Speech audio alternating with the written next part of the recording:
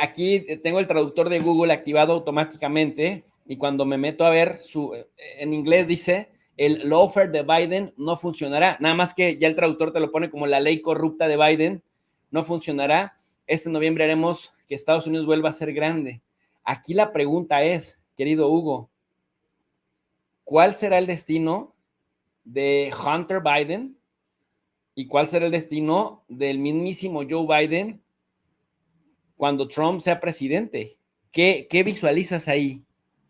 Bueno, trato de buscar símiles históricos en países más pequeños. Bueno, me voy a juntar con el tema de Ecuador porque es interesante.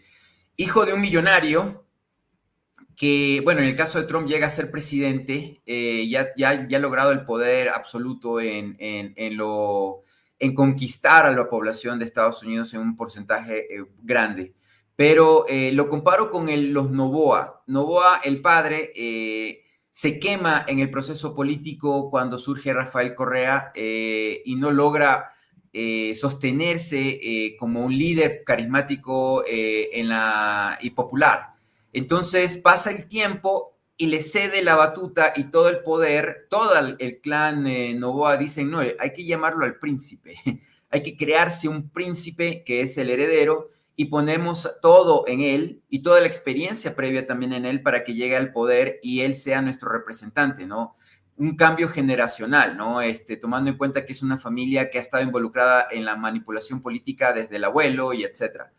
Yo creería que no, o sea, me imagino y entendería que el grupo Trump obviamente tienen en cuenta al hijo y el hijo está como si es que Trump no lo logra o no hay alguna situación que le impediría, obviamente que el hijo sería el sucesor. Ahora, le veo al hijo haciendo mucha cámara, haciendo mucha gira de popularidad en El Salvador y en algunos países. Lo veo con Milei abrazándose y saludándose. Creo que Trump al principio tenía en Ivanka esa esperanza, porque su favorita ya sabemos todos que es la hija, Ivanka Trump, pero se quema durante el proceso de ser él el presidente y delegarle a Ivanka un poco de las responsabilidades de las relaciones internacionales de Estados Unidos y ella como no es experta en ello, sino que es la hija de un hombre poderoso, obviamente cometió muchos errores. Además tiene el yerno Jared Kushner que también es una sombra dentro de la representación de la hija. Entonces ahora él dice, bueno, me voy por mi hijo, ¿no? Y veo que hay un apoyo, hay un plan B allí de trabajo mediático con respecto al hijo. El hijo parece que lo ha aceptado, lo ha asumido, y es más limpio que el padre, obviamente. El padre ha cometido demasiados errores, como mencionaba, con el tema de Miss Universo y muchos de los gustos particulares de Trump, de los cuales le podrían sacar interminablemente, ¿no? Él era amigo de Epstein, por ejemplo, Mm. por no hablar un poco de este ser. A lo que estoy yendo es, nosotros no estamos diciendo que Trump sea una joya en absoluto. Lo que estamos diciendo es que el poder no quiere que Trump sea por alguna razón el presidente, sino que siga siendo Biden. ¿Por qué razones? Desconozco en serio, porque los dos son casi la misma cosa, pero siempre hay una visión del ala republicana y siempre hay una visión del ala demócrata de hacer las cosas. Mi criterio personal es que yo veo por la historia de estos dos partidos que los republicanos aprietan demasiado las tuercas con Sudamérica y con América Central y México, mucho, estresan o acosan demasiado o tienen demasiada injerencia en sus gobiernos, mientras que los demócratas están interesados en el petróleo de Medio Oriente. Entonces, ahí hay yo creo que la pequeña diferencia, ¿no? Cuando Ivanka Trump fue a la Argentina y después de eso provocó hasta lo que ahora ocurre en Jujuy, una crisis por el tema del manejo del litio en el triángulo del litio, por lo menos en el lado de Argentina. Entonces, ellos tienen por tradición tener esa visión del macartismo, ¿no? De América para los estadounidenses, y creo yo que eso sería lo triste y desagradable, ¿no? Principalmente creo y considero ya como analista en este sentido,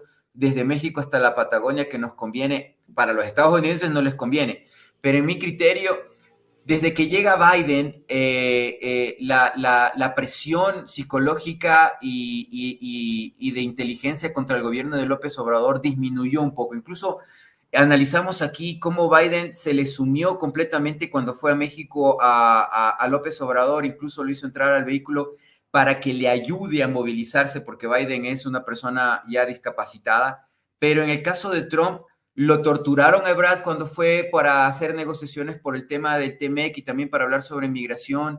Trump le impuso un montón de cosas a México sobre el tema del asilo de los migrantes. O sea, Trump fue muy malo con México y también con el resto del continente. Entonces, por mi criterio particular y por lo que le hizo al Ecuador, no debería volver a ganar. Pero por los datos estadísticos, si Trump está en la papeleta contra Biden por la mala presencia, la enfermedad, aunque son viejos los dos, obviamente Trump tiene ventaja en la campaña electoral y en un debate lo haría trizas a Biden. Biden no puede ir a un debate claro. porque tendría muchos problemas, a menos que lo droguen demasiado, pero es muy riesgoso. Ahora, mi querido Hugo, has puesto el dedo en la llaga. Primero decías que por alguna razón los poderes no quieren a Trump. Yo tengo una lectura un poquito diferente porque personajes como Elon Musk, por ejemplo, dice, es difícil ver esto como algo más que un abuso de ley con fines políticos. Él se ha declarado pro-Trump abiertamente. Murdoch, el dueño también de Fox, Rupert Murdoch. Es otro de los seguidores de Trump, y hay otros tantos millonarios que están apostándole durísimo a la campaña de Trump. Creo que hay un choque de visiones, sobre todo entre quienes se reparten el poder en Estados Unidos, pero tienes otro punto además, con ese sí estoy muy de acuerdo. Para América Latina, que afortunadamente no votamos en Estados Unidos, pero en el caso de México, que hay mucha influencia para movilizar a la diáspora mexicana, que es gigantesca, un país dentro de otro país, que podría, cuando están tan cerradas las preferencias electorales, podría cargar la balanza hacia un lado o hacia otro, aunque también pues no se mueven como una masa unicéfala, sino más bien que también muchos tienen preferencia por republicanos, otros por demócratas. La verdad es que no lo han sabido hacer los mexicanos en Estados Unidos. Esa es una crítica que le hago a la diáspora mexicana. No saben capitalizar el poder que tienen en Estados Unidos y hay mucha despolitización, ¿no? Pero bueno, esa es harina de otro costal. A lo que quería llegar con esto es que efectivamente a los latinoamericanos nos ponen en un gran dilema, porque Donald Trump desactivaría el tema de Rusia en Ucrania, pero primero activaría otra vez el tema del muro en la frontera sur, y ha dicho que quiere meter al ejército de Estados Unidos a México, le guste o no le guste a México. Ya no estaría López Obrador, pero lo grave es que estaría una persona menos popular que López Obrador, sea quien gane. Entonces, por otro lado, el intervencionismo en Venezuela, el intervencionismo en Cuba, en Nicaragua, seguramente, muy probablemente, mientras tengan a Daniel Noboa y a Javier Milei y a Nayib Bukele en El Salvador, con tremendos derechistas, pues no se metería, más bien serían como sus bastiones, Costa Rica, Panamá, ¿no? Estarían tranquilos, pero efectivamente Trump sí ha aplicado a rajatabla el tema de la doctrina Monroe y efectivamente, o sea, desactiva una tercera guerra mundial, pero nos viene a ser el infiernito en América Latina. Y por otro lado, pues Joe Biden, es verdaderamente lamentable ver la situación en la que se encuentra, pero sí nos está acercando a una tercera guerra mundial en el caso de Rusia, nos deja tranquilos a los mexicanos y con López Obrador efectivamente ha sido muy condescendiente, pero para el mundo es un peligro real, Sleepy Biden, sobre todo porque parece que ya no es él el que toma las decisiones. Sí, el mundo se puso convulso con Biden, es definitivo, pero con Trump, en cambio, él quería meter al ejército de Estados Unidos o la Guardia Nacional contra la frontera de México. Tenía mucho interés su familia y Musk también en el litio del norte de México. Quería quitarle el petróleo a México del Golfo. O sea, Trump era como un verdadero lobo rapaz, sagaz contra América del Sur, contra Centroamérica. Con Venezuela quiso invadirlo. Bolton estuvo a punto de enviar a 3,000 Marines para pelearse con el ejército venezolano. Fue la inteligencia que le dijo a estos personajes, no lo hagan porque los rusos están allí y vamos a tener una guerra en el Caribe y eso sería fatal.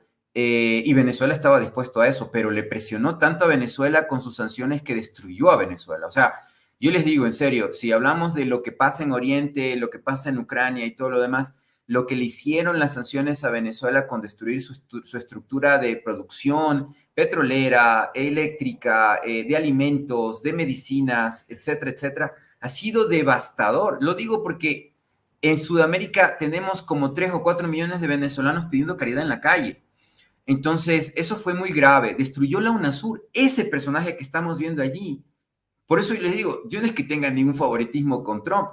Ese personaje que está ahí le exigió a Lenín Moreno sacar a todo el personal de la UNASUR del edificio que está acá en Quito y ofrecérselo a una universidad indígena y destruir la UNASUR. Lenín Moreno se salió de la UNASUR, el país que era capital, que era sede de la UNASUR, de la Unión de Países Sudamericanos, la destruyó Trump.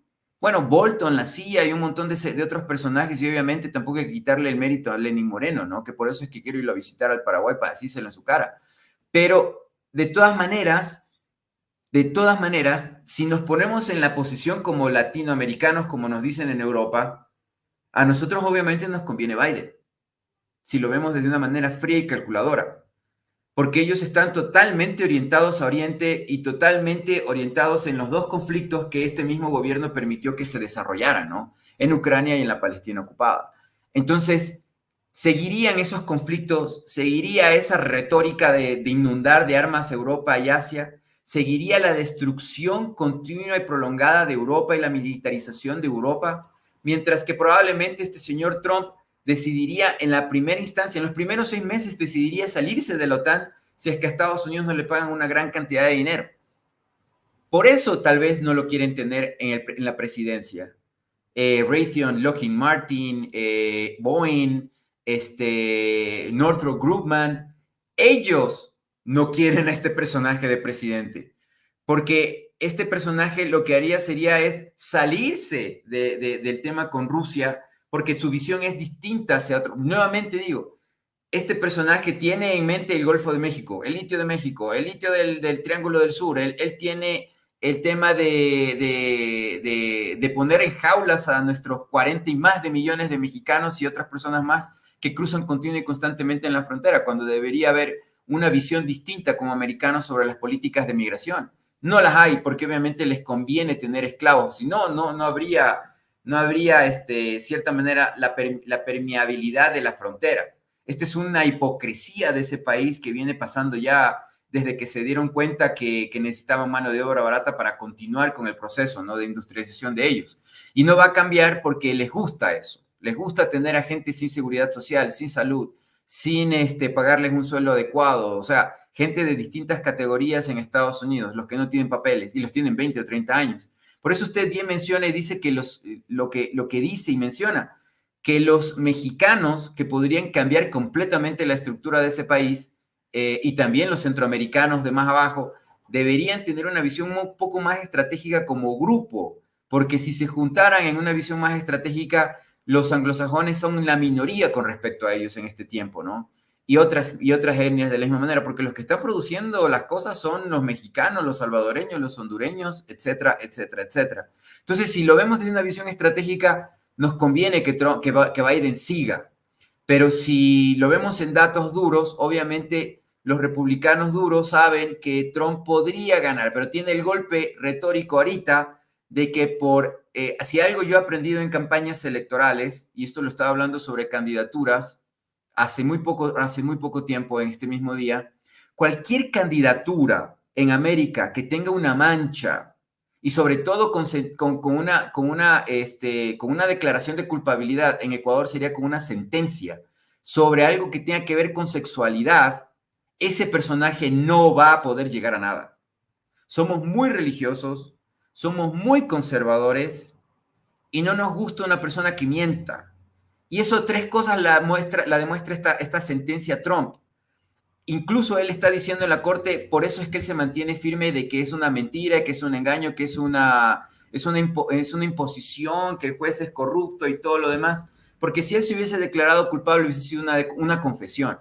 Tal vez no lo hubiesen declarado culpable, se hubiera hecho más grande el show y todo lo demás, como suelen hacer en Estados Unidos cuando uno declara de manera voluntaria. Se declara culpable. Pero él no quiso declararse culpable, pagó abogados y siguió hasta el final. Y hasta ahora dice que él no es culpable y que es una sentencia impuesta. Entonces, ahí está la discusión y esto va a ser la campaña electoral, que su equipo de comunicación va a decir y va a pelearle a los estadounidenses No es verdad, están persiguiéndolo, están manipulando la información, bla, bla, bla. Incluso habrán videos en donde dirán, esta señora realmente está extorsionando a Trump desde hace mucho tiempo atrás. Y eran amigos, qué sé yo, o sea, si me contrataran a mí, obviamente trataríamos de destruir ese discurso hacia Sí. electo, pero es muy difícil, es muy difícil. Sí, sí, sí, sí, definitivamente. Oye, Hugo, y recordarle a la gente, pues, que cuando decimos objetivamente a América Latina, particularmente a México, le conviene más seguir con Joe Biden, no es porque nos guste Biden, o sea, realmente ni uno ni otro, pero cuando lo vemos con números puros y duros, Biden no se dedicó a fastidiarnos porque se dedicó a fastidiar a Rusia, se está dedicando a fastidiar a China, de alguna manera los rusos y los chinos fueron su sparring de boxeo y desafortunada y tristemente los palestinos e Irán. América Latina nos dejó un poco tranquilos. Cuando decimos que Trump sí fastidiaría mucho a América Latina porque nos fastidió bastante, se pegó un par de golpes de estados, uno casi le sale el de Bolivia, el de Venezuela no le salió, pero no lo dejaron de intentar hasta, recordemos que el primer gran ridículo que hizo la Unión Europea no fue con Rusia, lo hizo en Venezuela. Y en Venezuela mordieron el polvo porque desconocieron a Maduro y después tuvieron que darle la mano como presidente, reconociendo el pelele de Juan Guaidó. Y esa fue una idea. Juan Guaidó es un hijo putativo de Donald Trump. Total. Entonces, no es porque nos caiga mal Trump o nos caiga bien Biden. Estamos hablando de hechos, ¿no? Con datos duros.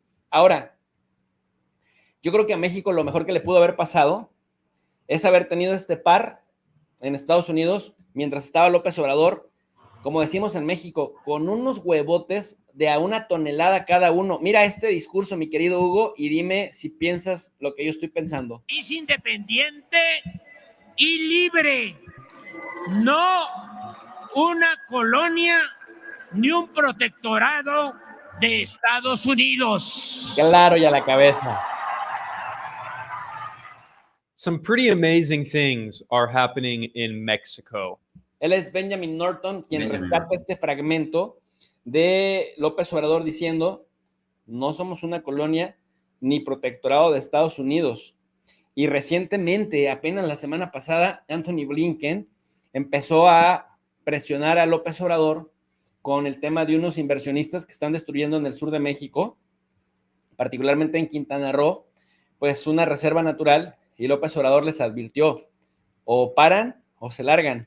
Y entonces Blinken volvió a responder, eso desincentiva las inversiones, y López Obrador le responde, pues si van a venir a invertir para fastidiar el medio ambiente, no queremos esas inversiones, mejor que no vengan. Es como, wow.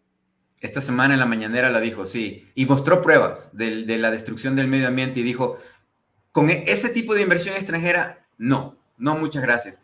Creo yo que son digamos, no existen las coincidencias, obviamente, pero en el tiempo histórico, digámoslo así, Biden el presidente débil, López Obrador el presidente fuerte, que ha aprovechado el espacio que le brinda el tiempo como en un partido de fútbol, ¿no? Vio que la defensa estaba débil y empezó a meter goles. Pero si hubiese sido una reelección de Donald Trump, el choque de fuerzas y de poderes hubiese sido tan fuerte, pero tan fuerte, que hubiese sido mucho más estresante para el presidente López Obrador el poder manejar el país y gobernar. Porque estoy seguro que Pompeo, que es un criminal, Bolton, que es otro criminal, y también otros asesores que tuvieron en la Casa Blanca con Trump, hubiesen provocado atentados contra el presidente López Obrador. Estoy más que seguro de eso. Pero menos mal, tuvo un rival débil y el presidente supo manejarlo y supo aprovechar las circunstancias y el tiempo. E incluso creo que con cierta pena al ver, y él es una persona que ha de haber tenido más cercana la información de primera mano de lo que realmente le sucede físicamente a Biden y también los entresijos internos de Kamala Harris y del gobierno de Estados Unidos, que le ha permitido fortalecerlo al Estado, darle estructura, darle institucionalidad, que probablemente si es que las cosas se dan como se dan, en los próximos años esa institucionalidad se va a fortalecer, mientras la institucionalidad de Estados Unidos la vemos resquebrajándose, destruyéndose por esta situación de no permitir que Trump gane o que sea candidato. Lo que están haciendo, esto de la judicialización, de la persecución judicial, es lo mismo que ha pasado en el Ecuador, cuando pusieron jueces y fiscales solamente para condenarlo a Rafael Correa y compañía y mandar a todos los que están en México asilados y también a Glass a causarles sentencias. Lo que hicieron también fue destruir el sistema judicial. O sea, el que decía, no, yo no me voy a meter en esto, entonces te vas. Juez que no se quiere meter en lo que vamos a ordenar, pues se larga. Fiscales que no quieren, bueno, pongamos a esta fiscal porque esta va a hacer lo que decimos, pero esa gente es corrupta y esa gente ha hecho mucho daño y los verdaderos pillos, narcotraficantes, gente que empezó a notar que había un espacio vacío para delinquir, para hacer narcotráfico, para hacer secuestro, para hacer fraudes electorales y todo lo demás, esa gente ha llegado al poder y ahorita tenemos un no Estado. En el caso de México vemos un Estado y conversábamos con el profe algo que me doy cuenta y lo puedo comparar perfectamente. Aquí no hay control electoral. En el Ecuador hacen lo que les da la gana. No hay un sistema, no hay un poder electoral. En México incluso el presidente al tener un litigio, un problema con el control electoral allá, ese control electoral hace su trabajo porque en cualquier momento le cae el machetazo y el hachazo. Ven, ahí están, ellos son corruptos y aquí están las pruebas.